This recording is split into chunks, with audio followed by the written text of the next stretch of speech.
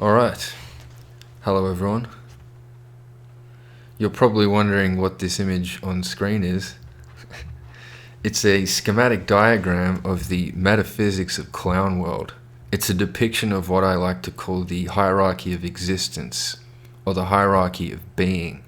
So this is an introductory video, as this is an absolutely massive topic, so I'll be going over it in probably many videos. Otherwise it would just have to be several hours long, and I don't really know the best way to go about tackling this information, but I think in bite-sized chunks will be the best way. But this is a general overview. So I'm sure everyone recognizes this image from Pink Floyd. But what's actually going on here? What does this image depict?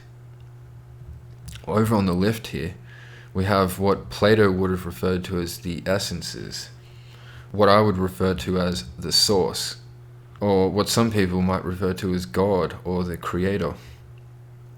And that is like a beam of light shining into a triangle, which is probably three-dimensional, judging by the image, as in a triangular pyramid or a prism. And that has a lot of occult significance, but it's also just actual hard science, that if you shine a light through a prism, it will divide the light into a spectrum of colors. It's a schematic of spirituality, of God's relationship to the material world. So you have the source, the light source on the left, shining into a triangular prism, which represents the forms as not described by Plato, but often talked about. But we'll be going into the forms at great length.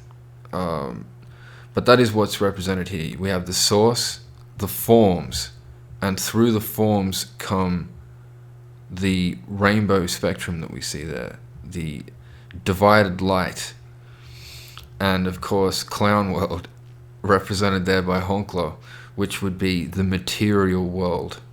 So you have the spiritual world, the archetypal world, represented by the forms, and the material world represented by the rainbow and Honkla and all that good stuff. Although we live in the inverted material world, where someone has snuck a few mirrors onto that rainbow and they've inverted the colors, and now we have to deal with Honkla and all of his fucking crazy bullshit. I'll be using this diagram to explain the hierarchy of existence and my opinions on how the different parts fit together, how we know they exist, and many other things.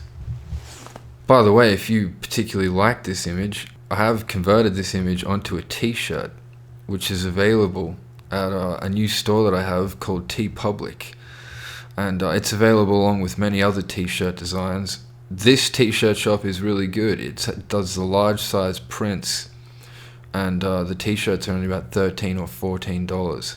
So get them while they're hot. I'll leave a link to that in the description. So over the centuries, there have been many arguments, even wars, over different interpretations of the hierarchy of existence. According to philosophers such as Martin Heidegger, Plato and the Greeks took us off in the wrong direction a long time ago, with their focus on the importance of higher spiritual planes at the apparent neglect of the lesser material world. Others, like Diogenes, might agree. Yet it seems humanity has largely chosen to place their bets on the spiritual world as the source of their salvation, as surely no salvation can be found in the material world. This has had a drastic effect on how life on earth is to be ordered, and by which scale this apparent order is to be measured.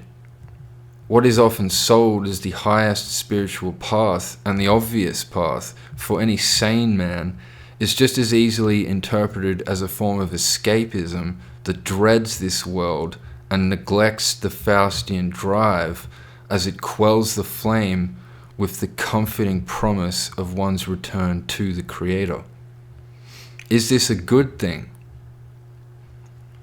I will be going through these concepts in great detail, and I will be challenging many of the foundational views held by many of the world's leading scholars, gurus, priests, and spiritual advisors.